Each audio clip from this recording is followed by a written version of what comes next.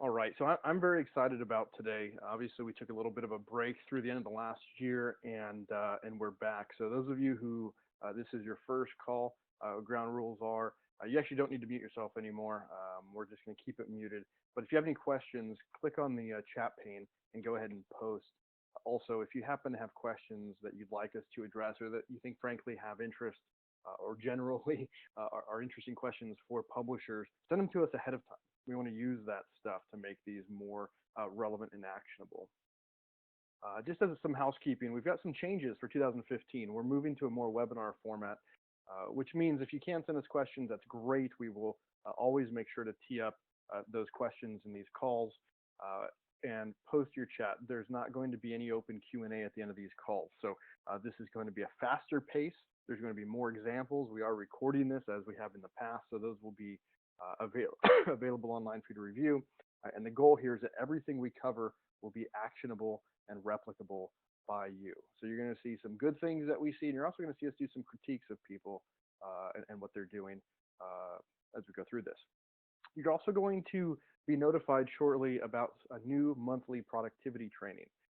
We will not be touching on much in the way of technology on these calls, except as it pertains to actually solving the problem. So if we're talking about something that you have to use tech, we'll obviously address that. But we won't be introducing new features or roadmap or any of that. The monthly productivity training will be all technology oriented about the fundamentals. A lot of people sort of interact with the tech infrequently and forget things, or there's things perhaps they never learned.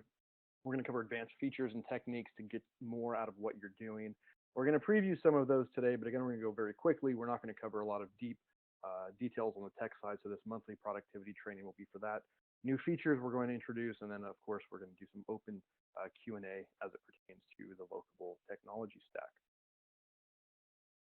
Today we've got an action-packed day. It's a mix of really everything: content, audience engagement, revenue. So we're going to start with some guides and some things that we've been doing and seeing over the last year. We're going to dovetail that into the integrated ecosystem, some examples from local publishers, an example from ESPN, and then how that can lead into more revenue and frankly, overcoming the traditional cold sales outreach approach. And then finally using social promotions as a piece of this, as it lends itself to urgency and frankly can give you more than just revenue in a traditional giveaway. So with that, we're going to start by looking at Mansfield Magazine. This is a publisher who I believe is on the call, and we've been working with her for about 6 months now, running her digital presence. And so we decided to start running some guides. Guides are great because they're relevant, they're timely, they're engaging, they're easy to share. They're not terribly difficult to create, and it allows us to recognize a lot of local businesses and organizations, which is fantastic. Now, as you look at this graphic, you might notice something else. Sponsor. So let's look at this by the numbers. So there were 8 farms, mazes, and pumpkin patches listed in this guide. 2 themed events from the calendar. It allows us to surface the calendar, which is nicely. It was shared over 230 times, which means there were tens of thousands of impressions on Facebook. Organic impressions, not just those that we shared or promoted. It spun off 3 follow-on articles, from a trunk or treat guide to a simple poll on Facebook: what does fall mean to you? And then finally, after the Halloween, holiday, if you will, we ran a request to get feedback from people sharing their pumpkin patch pictures and so forth. And you can see this girl who was the lead image, and then there's a bunch of others that obviously don't fit on the screen. These were all shared as well, and you better believe that the parents who were involved or the people who had their photos featured were very, very excited. In fact, this one here in the background, I think her words were, "OMG, that just made my night," was her post on Facebook. And so a simple post is a lot, not to mention drive traffic for your website. So there were thousands of page views across these 4 posts, tens of thousands of Facebook impressions, as well as those that saw it on the emails that we send out. And again, the one sponsor, which had a $450 price tag tied to it. Now, this is a pretty common price point for a lot of the guides. As your sites grow, the price will increase, but this is a nice place to be. You're getting paid to have great engaging content. And in many cases like this, it's actually a first contact opportunity, which means it's a great way to dovetail into additional sales, additional solutions for that sponsor that frankly plays off the success of this modest uh, campaign. And then we can get into standardizing the approach. So then, with the success of Halloween, we moved into Christmas and the holiday lights and so forth. And so you can see that there's a pattern emerging here. What we recommend is people are not terribly creative. So if you can mock up what it would look like, that goes a long way. And so what we did here is we did a mock-up of the guide. We actually created the guide, did the mock-up with Texas Trust, and then it was very easy for them to say, hey, that looks good, okay, go with it, as opposed to visualizing. Clearly, the mock-up that we create isn't all-encompassing. It doesn't highlight all the various posts we're going to make on Facebook and the emails we're going to send, but it gives them enough to visualize and get them excited, which is what it's all about. From there, you can create engagement story arcs like you saw with the pumpkin patch guide. Don't just post this and then let it die. Use it, engage it, get people to interact. And there's no shortage. One, I think, could be massively both engaging and profitable for you next year would be the New Year's gym and fitness guide, identifying all the local deals to get in shape with New Year's and do it as a freemium and have sponsors and really pile it on there. You've obviously got Valentine's Day favorites and then St. Patrick's Day favorites, experiencing spring and Mother's Day, Father's Day. All the things that you would use for a social promotion can also be done as a guide and many, many others. There's really no shortage of ways to generate this content. It's evergreen. You can do it every year, but at the same time, it doesn't get old. So you get the best of both worlds. Forgive me, I periodically am muting myself so I'm not coughing into the microphone, getting over a cold here. But as we continue, you can then expand the concept and you can say, well, perhaps we can work with local community organizations, whether it's the activity centers, the libraries, the city governments, and you can in effect post their community newsletters or brochures or whatever their nomenclature happens to be. This is content that you can feature. You can engage the community in some unique ways to create various types of guides or just ongoing content. We've created this page that we periodically promote, and it's of course discoverable on the site, about community announcements to get people to come to us. The goal here is to get people to come to us, and once you get some themes going, then you can sell sponsorships against it, right? We often talk about the SPCA. You get them to write a weekly pet post, and then you sell a sponsorship to the local pet store. You might get a regular flow of graduation or birthday or birth announcements, and someone may want to sponsor that. So as you prime the pump with this content, you're also priming the pump on the revenue front. And one that I'll just sort of drop in here at the end is Employee of the Month. If you have a larger employer, whether it's a hospital, a university, or just a large company, you may want to open up the opportunity to them to purchase space, if you will, to recognize their employees. It's a way for them to give them a non-monetary compensation and recognition, which is important to most larger organizations. It's a great way for you to highlight your connection to the community, and of course, you can get paid from it. So you see this all over the place. You'll see it in the Washington Post, to you name it, where people are recognizing promotions or Employee of the Month, but it's not usually standardized, and I think that's a missed opportunity. But as I quickly continue to rattle on here, I want to highlight that having quality content isn't enough. In fact, there was an interesting dialogue on LinkedIn where a newspaper editor commented that it doesn't matter how big the story is. He can post it, he can watch it sort of weekly sputter along on their site until they do something, until they send it out to email, and the traffic doubles immediately. And then they start to see the next wave, which is they share it to Facebook, Twitter, and whatever social feeds they have. And you take a story that has no legs and you get it in front of a lot of people. And so the key here is you have to realize that first and foremost, social media is not just merely a broadcast avenue, but if you can build relationships with people, it does become a massively successful and profitable way for you to distribute your content so people actually read it. So as we continue, eyeballs, engagement is more than eyeballs. And so we periodically will engage with the community. We'll share content. We'll share third-party content. It's about, as Stephen Jack, one of our very successful publishers on social media says, it's about creating a useful addiction. And if you care about your community, it's not terribly difficult to do or to do for people who care about their community. And so one of the things that we did recently is we created this little post here. What would you like to see in Mansfield in 2015? Now, Mansfield has a very nice 2,600 or so Facebook fan following, and it's growing. But this post reached over almost 6,000 people. The average Facebook post is 2 to 5% of your audience. This was 200%. So as you build engagement, this engagement is not just single point, but now we have a whole set of things. In fact, if you notice down here, 132 comments to a simple, modest question. Now we have all these ideas from real readers, real people in the community about what they'd like to see that we can then go spin up more content from. And when we create that content, we can then share it back and we can recognize these people. Thanks for your suggestion, Sandra or Rhonda or whoever else is on the list here. And we can tag them and we can notify them. And it creates this engagement that is more than just, hey, we have something new that we want you to read. And so it builds this momentum and it becomes intertwined in what you do.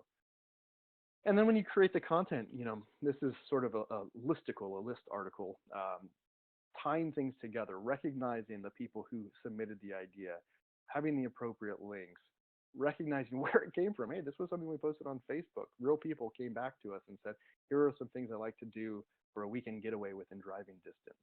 And oh, by the way, here's some other guides that you might like. And so sort of building this discoverability in. And yes, you can sell sponsorships, which is, again, fantastic. But the key here is without distribution, all content fails. It doesn't matter how great your magazine, your newspaper is. If you don't have a good distribution channel, it's just no one's going to see it. Same is true on the web, and it's perhaps even more noticeable because of the analytics that we have. But when you do a good job of tying in your distribution with relevant content, it flies.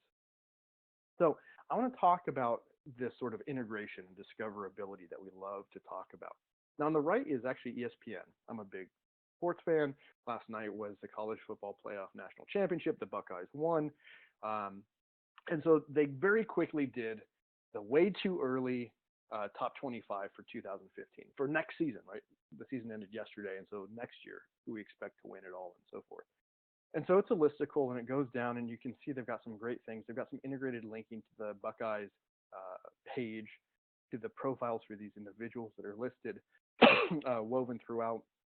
They've got some really great formatting that allows you to scan it quickly. What do I care about? Who's leaving? Why they might finish lower. So if I don't like the Buckeyes, I'm rooting for these things, or the opposite's also true. These listicles are really engaging and they tend to go viral if you get a topic that matters. And the other thing I'll highlight here, they have a really clear call to action. So for you print publishers, and you've seen our audience development webinar, we talk about calls to action. Now this one may not be graphical, but it's very clear and it separates each of the various items in the list. And so you want people who are engaged, give them something else to look at. Even if I don't click on Ezekiel Elliott's profile, I get to the end and go, oh, yeah, I can learn about their class recruiting. If I'm into that, I'm going to click on it. And so give people a way to continue that experience. How does that look on the local level? Well, we talk a lot about the local content ecosystem, and apologies for the slide being a little compressed, but we have this call for announcements, and so that feeds into different things. Post profiles, identify businesses, identify meetup groups, and those organizations should be in your directory. And if there's upcoming events, they should be in your calendar. And if you happen to write a weekly editors picks events, use these things to work together and engage people. But don't stop there. You're going to want to see this content interact. So again, to use Mansfield as an example, here's a sort of video. Cafe Cecilia is referenced in an article. So the article links out to the directory listing. The directory listing links out to events. The events link back to the directory listing. And the directory listing links to the articles in which the business was referenced, and the cycle is complete. If you're not doing this, you're missing opportunities. You're missing opportunities to make the businesses happy. You're missing opportunities on the search front, on simply page views. And this can be done very easily on the next tech call that we have that I mentioned. We're going to talk about how the Locable platform makes this a trivial task, to say the least. But this can be done in any system if you spend enough time. And so the key is working out a workflow that's going to work for your business. And then you take it a step further and you say, you know what? If this listing isn't claimed, if they don't possess control of it, send them an invitation. So here you can see a list of businesses in the directory that are not claimed. Click the invite button. Send them a message. Hey, we thought you'd like to know. Post an article about you. And we linked it to your directory listing. And if you click here, you can claim it and you can add your logo and hours and so forth. And of course, you can upgrade it for a few dollars to get even more value. And then go further and post on Facebook and tag them on Facebook. You want this to be a concerted effort to get these businesses involved, because what happens at this point is you may not have a relationship with Advanced Auto Parts or Seller on Main or whoever, but if you write an article about them and you send them an email and let them know, and you post on Facebook and you tag them, a couple weeks later, you might want to pick up the phone and give them a call and say, hey, I wanted to follow up. Hopefully you saw the invite, you saw the tag, you saw the article. Would love to chat more. Oh, by the way, we got some great opportunities to reach our audience that are paid. Would you like to talk about it? So what would otherwise be a cold lead has now become a warm lead. And this isn't a pay-to-play thing. This is just a natural way to follow good content with revenue activities. Now, if you haven't read the book, The Tipping Point, I'll strongly suggest you do. This is perhaps the largest single ideology that publishers struggle with online, is that you tend to see publishers say, I want the one thing that's going to make me do whatever, that's going to bring me X dollars or X eyeballs. But there's not one thing. It's a bunch of little things. So I'm going to take a look at one of our publishers and a post that they did, which I really liked, and I want to critique it to make a few suggestions. So the first is, this is a print article that was posted online. And not that you shouldn't put your print stuff online, but you can't use it as is. Well, you can, but you shouldn't. First off, a mixed bag. Really a clever title. And in print, where you've got the big visuals and so forth next to it, great. Clever, funny, very relevant. But online, see, a lot of people see it on Google or they see it on Facebook, and those visuals are separate from the title. And the subhead isn't present, and all of these things. And so often you'll need to amend your title for the web. Amend it in a way that adds a little more context. A mixed bag, a guide to shopping in South Lake, or a guide to grocery store, South Lake Grocery, or something to that effect that gives you a little more context. The more context you have, to some extent, the better for SEO and for social media, because that title is literally a highly weighted SEO component. This listicle has some really good things. It's got an intro, it's got nice segmentation, sprouts, it's got bold with it in that, and as you continue down, you get the next item, that repeats this general format, which is really quite good. But it's missing internal linking. See, Sprouts Farmers Market should link to the directory, and just using the insert tool is a really easy way to do it. Better yet, it'd be great to have a unique picture for each item. If you go back to to the ESPN post, there was the logo at a minimum. In this case, you could do a logo, or you could do yet another image for that. What that would allow you to do is take this one post and give it some extra legs. So you can share it to Facebook one time for each of the items in the list. You just replace the image when you share it to Facebook, and you space them out, obviously, a few days here or there in the next one. But each time you can tag the business, and you'll get the boost from that business's audience, because this isn't going to be irrelevant in 5 days or 10 days. And so it's a great way to get more out of one post by highlighting each item. And finally, you don't have the ability to invite that business and say, claim your listing. It just diminishes your ability to get that business engaged. But the great thing is, those are quickly and easily rectified, and then you can follow up and you can reach out. Hi, Sprouts. Hope you've been seeing this post. It was really a successful post. Clearly, our readers love what you do. I think they'd be interested to hear from you more, and there's a wide range of paid opportunities that we have to satisfy that. So again, you can use this great content as a way to roll into a sales conversation. Now, we talk a lot about social promotion, so I'm not going to sort of prep with that. You can see other videos on that, but social promotions can be very powerful because they can add urgency and they can allow you to add value in some unique ways. By urgency, I mean, if you're selling an ad that advertiser or prospect could always say, call me next week, next month, next year, whatever. There's no inherent sense of urgency other than how quickly do they want to reach your audience. But if you're running a social promotion or a guide, and it's specifically tied to a time of year like Valentine's Day, there is built-in urgency. If you're a jeweler, Valentine's Day is literally the most important holiday of the year. And if we're running a Valentine's Day social promotion or guide or combination or whatever, you need to pull the trigger now, because once 214 comes and goes, you missed it. More than that, you got a limited number of available spaces, right? You have 2 or 3 or 4 sponsors, and presumably one of each type of business: a jeweler, a florist, a restaurant, a day spa. And so you can use this to get people to make a decision. And if they say no, no problem, you can move on quickly. But the key is you don't want this long sales cycle.